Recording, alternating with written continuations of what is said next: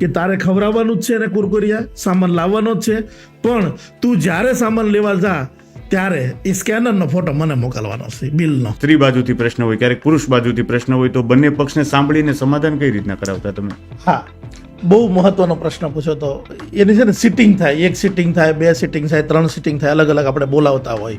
3700 police સ્ટેશનમાં case આવ્યા અને 1000 સમાધાન અમે કરાવ્યા ઓન પેપર, ખાલી વાતો નહીં. એમાં 5 વખત મારી ઉપર હુમલો થયો અને 2 પોલીસ કેસ થયેલા અત્યાર સુધીમાં, કે તું કોણ બોલાવવા વાળો, તું કોણ કરવા વાળો. એમાં તો બહુ કહેવાય ને સિરિયસ મેટર, એટલે બહુ ડરીને રહેવું પડે એવું, કારણ કે બધા ખુખાર હોય, બે ગરમ થઈને જ આવ્યા હોય. સમજાવવાની એક સિસ્ટમ હોય છે, એ બેઠા અને કાઉન્સેલિંગ શરૂ થાય ને જ્યારે વાત કરવામાં, એ વાતને પકડવાની હોય. એક્ઝામ્પલ તરીકે અમારે ત્યાં હમણાં ઘટના બનેલી, હું નામ સાથે નહીં કહું, પણ અમે એક દીકરીના લગ્ન કર્યા અમદાવાદ. એ દીકરીનું ઓલરેડી છૂટું થયેલું અને એક બાળકી 3 વર્ષની 4 વર્ષની સાથે લગ્ન થયા, સરસ મજાનું. 1 મહિનામાં પ્રશ્ન શરૂ થયા. 1 મહિનામાં પ્રશ્ન થયા એટલે બંને પક્ષને અમદાવાદથી બોલાવી છીએ ઓફિસ અને વાર્તાલાપ કરીએ છીએ. કંઈ સમજાય જ નહીં, ફોલ્ડ જ હાથમાં ન આવે કે આ તકલીફ ક્યાં પડે છે. એકાબીજાને બહાનાબાજી વાંક કાઢ્યા કરે અને મિટિંગના અંતમાં ખબર પડી કે પ્રશ્ન ત્યાં છે કે પેલી ભાણકી એના મામાના ઘરે 1.5 વર્ષ રહી, છૂટું થયું ત્યાર પછી એના જે મમ્મી એટલે કે એના નાની કહેવાય, એ નાનીએ રોટલી ખાતા નહીં, કુરકુરિયા, વેફર ને બધું ખાતા શીખવાડી દીધી.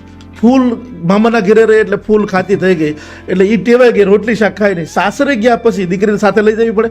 સાસરે ગયા પછી ખબર પડી કે રોજ કંઈક 5 રૂપિયાના, 10 રૂપિયાના, 15 રૂપિયા, એટલે મહિને 800, 10,000 રૂપિયાનો ખર્ચો થાય છે. સામેનો પક્ષ એવો 2 રીતે જોતો હતો. એક, ખર્ચમાં માને નહીં, આ ખર્ચ નહીં કરવાનો, અને બીજું કે તું રોટલી ખાતા શીખવાડી દે, એવો પ્રશ્ન હતો. આમાંથી પ્રશ્ન ઊભા થયેલા, મૂળ ત્યાં હતું. બીજા પ્રશ્ન પછી તો નવા આવ્યા કરે. એ છેલ્લી મિટિંગમાં પકડાણું એટલે મેં કીધું બધા બહાર જતા રહ્યો, હવે બેટા તું એક બેસ.